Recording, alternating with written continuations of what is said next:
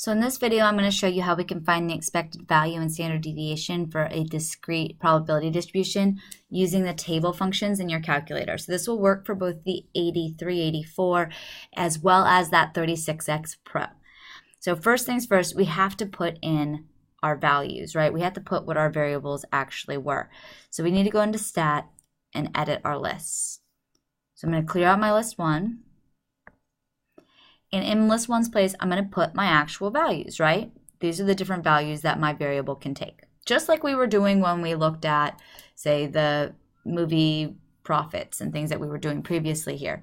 So I'm going to put in 0 can happen, 5 can happen, 10 can happen, and 30 can happen. Those are our different possible values. In L2, I'm going to put down what the probability of each of those values are. So this is going to let it know how frequently these values should happen. And I can actually enter these as fractions.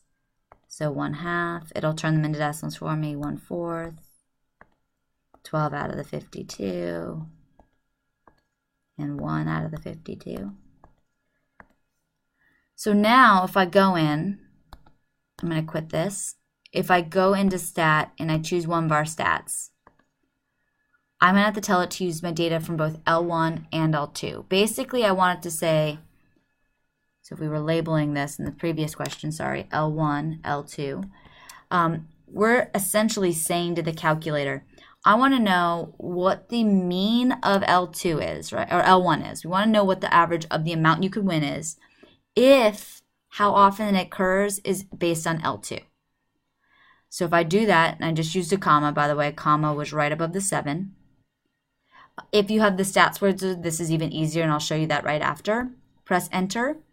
You can see here it tells you n is 1. It summed up all those probabilities and said, okay, we're talking about 100% of the data. So you definitely, if you're doing this in the calculator, want to check that your n is 1. And then we have our x bar, which is our way to do our mean, and we have our sigma, our standard deviation. So the exact same values that, we got out right when we did those two. So that's how to do this in your calculator. If you have the wizard on, I'll turn my wizard back on so you can see. This will be similar to what you see, a little bit more similar to what you see in the 36X.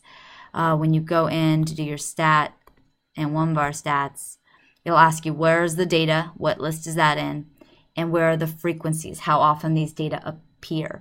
So previously we've had all the data, so we've just entered that and we haven't needed a second piece. But if you want to put an L2 that says, these are my data, this is how often they appear, go ahead and calculate, and it'll give you this back out. So hopefully that helps you have that calculator shortcut.